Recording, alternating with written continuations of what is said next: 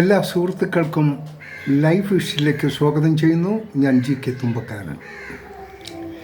ഇന്നത്തെ വീഡിയോ ഒരു പ്രത്യേക തരം സബ്ജക്ട്സാണ്. അത് ഈ ഒരു വീഡിയോ കൊണ്ട് മാത്രം തീരുന്ന ഒന്നായിരിക്കില്ല. ഒന്നോ രണ്ടോ വീഡിയോകളിൽ കൂടിയേ അത് ഫുൾഫിൽ ചെയ്യാൻ പറ്റൂ. ആദ്യമായി അതിൻ്റെ ഒരു ആദ്യത്തെ ഭാഗമായി നമുക്ക് കാണാം. So subject, who is your companion? നിങ്ങളുടെ കമ്പാനിയൻസ് എന്ന് പറയാം, അല്ലെങ്കിൽ നിങ്ങളുടെ ആത്മാർത്ഥ സുഹൃത്ത്, whatever it may be. സുഖത്തിലും ദുഃഖത്തിലും നമ്മളോടൊപ്പം ഉണ്ടാകേണ്ട ഒരു കമ്പാനിയൻ അതാരാണ്? ഇപ്പോൾ ഏറ്റവും വാഗുണ്ട്, സ്വരം കൊണ്ട് നമുക്ക് പെട്ടെന്ന് സാധിക്കുന്ന ഒരു കാര്യമുണ്ടോ? ഒരു സുഹൃത്തിനെ സൃഷ്ടിക്കുക എന്നുള്ളത്. ഒരു ചെറു പുഞ്ചിരി, അല്ലെങ്കിൽ ഹായ്, ഒരു സൗമ്യത എല്ലാം കൊണ്ട് ആ നിമിഷം കൊണ്ട് തന്നെ നാം അവരിലോട്ട് അങ്ങ് ലയിക്കുകയാണ്. ഒരു ഫ്രണ്ട്ഷിപ്പ് ആയാൽ കൊള്ളാമെന്നുള്ളൊരു മോഹം മനസ്സിലുണ്ടെങ്കിലും അത് തുറന്നു പറയാൻ പറ്റില്ല. കാരണം വി ഡോണ്ട് നോ മറ്റുള്ളവരെങ്ങനെ ആയിരിക്കും നമ്മളെ പ്രതികരിക്കുക എന്നുള്ളത്. അതൊരു വലിയൊരു സബ്ജക്റ്റാണ്. സോ ഫ്രണ്ട്ഷിപ്പ് എന്ന് പറഞ്ഞു കഴിഞ്ഞാൽ നമുക്ക് അത്ര പെട്ടെന്ന് ഒരു കണ്ടെത്താൻ പറ്റുന്ന ഒന്നല്ല. എനിവേ, നമുക്കുണ്ടാകേണ്ട ഒരു കമ്പാനിയൻസ് എന്ന് പറഞ്ഞാൽ നമ്മുടെ ജീവിതകാലം വരെയും അവസാന നിമിഷം വരെയും നമ്മളോടൊപ്പം ഉള്ളവരായിരിക്കണം. അല്ലാത്തവരും കാണും, നല്ല നല്ല ബന്ധങ്ങളുള്ളവർ. പക്ഷെ ഒരിക്കലും അവർ നമ്മുടെ ചാരി അല്ലെങ്കിൽ നമ്മളോടൊപ്പം ഉണ്ടാവില്ല, ദൂരങ്ങളിലായിരിക്കും.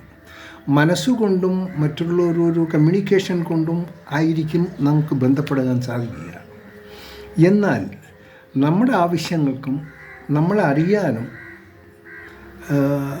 നമുക്ക് അവരെ കണ്ടെത്താനുള്ള ഏറ്റവും വളരെ എളുപ്പമുള്ള ഒരു സംവിധാനം എന്ന് പറയുന്നത് നമ്മുടെ വീട്ടിലുള്ളവർ, അതായത് നമ്മുടെ പേരൻസ്, നമ്മുടെ കുട്ടികൾ, ഭാര്യയോ ഭർത്താവോ, ഇതൊക്കെ ആയിരിക്കും.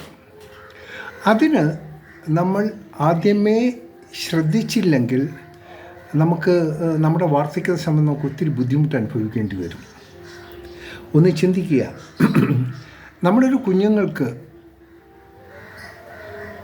കിട്ടുന്ന പേരൻസുമായിട്ട് കിട്ടുന്ന സമയം വളരെ ഷോർട്ടാണ്. ഹാർഡ്ലി ഒരു 16-17 വർഷം മാത്രമേ നമ്മുടെ കുഞ്ഞുങ്ങളുമായി, പേരൻസിന് അവരുടെ കുഞ്ഞുങ്ങളുമായി സ്പെൻഡ് ചെയ്യാൻ കിട്ടുന്ന സമയം. അതിൽ അവരുടെ ശൈശവും ഒക്കെ വരും. കൗമാരത്തിൻ്റെ ഏതാണ്ട് ഭാഗം വരെ മാത്രമേ ഉള്ളൂ. അത് കഴിഞ്ഞാൽ അവരുടെ ഹയർ സ്റ്റഡീസിന് എന്തിനാണ്ടെങ്കിൽ അവർ വീട്ടിൻ്റെ പുറത്തു പോകും. പിന്നെ അവർ വരുന്നത് അവരുടെ വിദ്യാഭ്യാസം എല്ലാം മൊത്തം കഴിഞ്ഞ് നല്ലൊരു ജോലിയുമായി ഒക്കെ ആയിരിക്കും ഒരു വീട്ടിൽ വരിക. ഒരു പക്ഷേ വരുമ്പോൾ കൂടെ ഒരു കുട്ടിയും കണ്ടേക്കാം. കല്യാണം കഴിച്ച കുട്ടിയായിരിക്കാം, അല്ലെങ്കിൽ എൻ്റെ ഗേൾ ഫ്രണ്ട് എന്ന് പറയുന്നൊരു കുട്ടിയായിരിക്കാം. അങ്ങനെ പെൺകുട്ടികളാണെങ്കിൽ ഒരു ബോയ് ഫ്രണ്ടും ആയിരിക്കും. ഇതിന് വെരി കോമൺ നൗ ഡേയ്സ്. ഇതിപ്പോൾ അതാണിപ്പോൾ നടന്നുകൊണ്ടിരിക്കുന്നത്. ഒരു പക്ഷേ ഒരു ചിലർ ഇഷ്ടപ്പെടുമായിരിക്കും. ഇതിലേറ്റവും പറ്റുന്ന ബുദ്ധിമുട്ടുകൾ എന്താണെന്ന് വെച്ച് കഴിഞ്ഞാൽ, പേരൻസ് അവരുടെ കുഞ്ഞുങ്ങളുമായിട്ടുള്ള ആ ഒരു കോണ്ടാക്ട്സിന് എപ്പോഴും അകലം വരുന്നു. അവിടെ വെച്ച് കുഞ്ഞുങ്ങളും പേരൻസും തമ്മിൽ രണ്ടായി മാറിപ്പോകുന്നു. വളരെ സൗകര്യങ്ങളും സാമ്പത്തികമായിട്ട് നല്ല ശേഷിയുള്ളവരും അവർ ജനറലി ചെയ്യുന്ന കുട്ടികൾ ഏതെങ്കിലും ഹോസ്റ്റലിലാക്കി ഏതെങ്കിലും 4 കെട്ടുള്ള വലിയൊരു കൽത്തുറുങ്ങിൻ്റെ ഉള്ളിലുള്ള ഹോസ്റ്റലിൽ സുഖസൗകര്യങ്ങളായിരിക്കും. എല്ലാം അവരങ്ങോട്ട് ഏൽപ്പിക്കുക, അവരവിടെ ജീവിക്കും. ദെൻ മറ്റുള്ളവർ ഒരിക്കലും പേരൻസിനോടൊപ്പം അവർ കാണില്ല. അവർക്കൊരു സ്റ്റാൻഡേർഡാണ്. എൻ്റെ കുട്ടികൾ ഇന്നത്തെ മുഴങ്ങി, അല്ലെങ്കിൽ അവിടെ ഊട്ടിയിലോ സെൻറ്റ് സ്റ്റീഫൻസിലോ എവിടെയെങ്കിലും സംതിങ് ദേ വിൽ ടെൽ. അതൊരു ഇതായി കാണുകയും പേരൻസ് അവർ നൈറ്റിലും മറ്റും സൊസൈറ്റി ലേഡിയായിട്ടോ അല്ലെങ്കിൽ ക്ലബ്ബിൽ പോയി റമ്മി കളിച്ച് കള്ളു കുടിച്ചിട്ടോ സൊറയും പറഞ്ഞിട്ടിരിക്കുന്നതായിരിക്കും. ഇവരെല്ലാം ഒന്ന് കൂടുതലും അധ്വാനിക്കുന്ന കാശ് കൊണ്ടായിരിക്കും ഇതൊക്കെ കഴിയുന്ന. അവരുടെ പൂർവികർ ഉണ്ടാക്കി ഏതെങ്കിലും വല്ല എസ്റ്റേറ്റോ വല്ല കൊണ്ട് സെയിൽ ചെയ്ത് അതങ്ങനെ ആർഭാടിച്ചങ്ങ് ജീവിക്കാണ്ട് മക്കൾക്കും വേണ്ടത് അങ്ങോട്ട് കൊടുക്കും. അറ്റ് ദ ലാസ്റ്റ് ഇവർ കണക്ക് പറയുന്നൊരു സമയമുണ്ടാകും. ഇവരുടെ വാർദ്ധക്യത്തിലാവുമ്പോൾ ഈ കുട്ടികളാണ് ഇവരെ നോക്കേണ്ടത്. അന്ന് ഇവർക്കുണ്ടെന്ന കമ്പാനിയൻസും ആരും ഒട്ടും കാണത്തില്ല. അവരുടെ അപ്പോഴേ അങ്ങ് സമയം വിട്ട് അങ്ങോട്ട് പോയി കഴിയും. ഇവരുടെ അടുക്കൽ ആരും വേണ്ട. ഇവർ ക്ഷീണിക്കുന്ന ഒരു സമയം വരുമല്ലോ. ആ സമയത്തിലേക്ക് നമ്മൾ ചെയ്യാമെന്നുള്ളത് നമുക്ക് വേണ്ട സപ്പോർട്ടും നമുക്ക് വേണ്ട പരിചരണങ്ങളും കിട്ടേണ്ടത് നമ്മുടെ കുട്ടികളിൽ നിന്നായിരിക്കും. നമ്മൾ വാർത്തയ്ക്കാകും. നമ്മൾ പേരൻസ് ഏതാണ്ടൊക്കെ ഒരു ക്ഷീണിതരാകുമ്പോൾ അവർക്കൊന്നും ചെയ്യാൻ പറ്റില്ല. അന്ന് വേണ്ടത് ഈ ഹയർ ചെയ്യുന്ന ഒടികൾ കെയർ ടേക്കറോ മറ്റൊന്നും ആയിരിക്കില്ല. അവർക്ക് മാനസികമായിട്ട് കുറച്ച് ബുദ്ധിമുട്ടുണ്ടാകും. അന്നാണ് നിങ്ങൾക്ക് വേണ്ട യഥാർത്ഥ സ്നേഹം ആരിൽ നിന്നും കിട്ടും. അത് നിങ്ങളുടെ കുഞ്ഞുങ്ങളിൽ നിന്നേ കിട്ടത്തുള്ളൂ. ആ കുഞ്ഞുങ്ങൾക്ക് നിങ്ങൾ കൊടുക്കുന്ന സ്നേഹമാണ് അപ്പോൾ നിങ്ങൾക്ക് തിരിച്ചു തരുന്നത്. അതിനുവേണ്ടി ബഹുമാനപ്പെട്ട എല്ലാ പേരൻസിനോട് ഞാൻ പറയുന്നു, കുട്ടികളുമായി അടുത്തെറിയുക, ഇടപഴകുക, കുട്ടികളെ ഒപ്പം നിർത്തുക, അവർ ഒപ്പമിരുന്ന് ആഹാരം കഴിക്കുക, അവരുടെ സ്നേഹം വേണ്ട സ്നേഹം അവർക്ക് കൊടുക്കുക, അവരുടെ സ്നേഹം നിങ്ങളും ലഭിക്കാനുള്ള സംവിധാനങ്ങൾ ഉണ്ടാക്കുക. എപ്പോഴും കുട്ടികളും പേരൻസും ഒന്ന് ജീവിക്കാൻ ശ്രമിക്കുക. നിങ്ങളിൽ കൂടെ ആയിരിക്കണം അവർ ലോകത്തെ പഠിക്കേണ്ടത്, നിങ്ങളിൽ കൂടെ ആയിരിക്കണം സ്നേഹത്തെക്കുറിച്ച് മനസ്സിലാക്കേണ്ടത്, നിങ്ങൾ കൂടെ ആയിരിക്കണം അവർ പലതും മനസ്സിലാക്കേണ്ടത്. ഒരിക്കലും നിങ്ങളിൽ കൂടി മറ്റുള്ളവരിൽ കൂടിയാണ് മനസ്സിലാക്കുക അവർ ഏത് തരത്തിലുള്ളവരാണെന്നറിയില്ല. പ്രത്യേകിച്ച് കുട്ടികൾ ഹോസ്റ്റലിലൊക്കെ പഠിക്കുമ്പോൾ അവിടെ അവരോടൊപ്പം കഴിയുന്ന കുട്ടികൾ ഏത് നിലവാരത്തിൽ നിന്നും വന്നതാണെന്ന് അറിയില്ല. നല്ലവരായിരിക്കാം, മോശം കുട്ടികളായിരിക്കാം. പക്ഷേ എങ്കിലും ഈ കുട്ടികൾ നാളെ വളർന്ന് എല്ലാം അവരൊന്ന് സെറ്റപ്പ് ആകുമ്പോൾ ഒരു പക്ഷേ അവർ റീതിങ്കിങ് ചെയ്യും. എൻ്റെ പേരൻസ് എങ്ങനെയായിരുന്നു ഞങ്ങളെ നോക്കിയത്? സ്നേഹിച്ചിരുന്നോ? ഞങ്ങളെ ലാളിച്ചിരുന്നോ? ഞങ്ങളോടൊപ്പം ഉണ്ടായിരുന്നോ?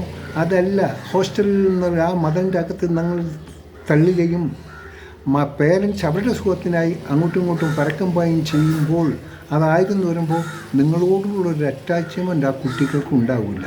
അവിടെ വെച്ച് നിങ്ങൾ വലിയ മാനസിക പ്രതിസന്ധി നേരിടേണ്ട ഒരു സാഹചര്യം ഉണ്ടാകും. അത് ഉണ്ടാക്കാതിരിക്കുക. നിങ്ങൾക്കറിയില്ല, ഇന്നത്തെ കാലഘട്ടം ഈസ് വെരി ബാഡ്. പാരൻസ് അവരുടെ കുട്ടികളോട് സ്നേഹമുണ്ടെങ്കിൽ please keep alone with them. നിങ്ങളോടൊപ്പം തന്നെ നിർത്തുക. എങ്കിലും നിങ്ങൾക്ക് അവരുടെ ശരിയും തെറ്റും എന്താണെന്ന് പറഞ്ഞ് മനസ്സിലാക്കി കൊടുക്കാൻ പറ്റുമോ?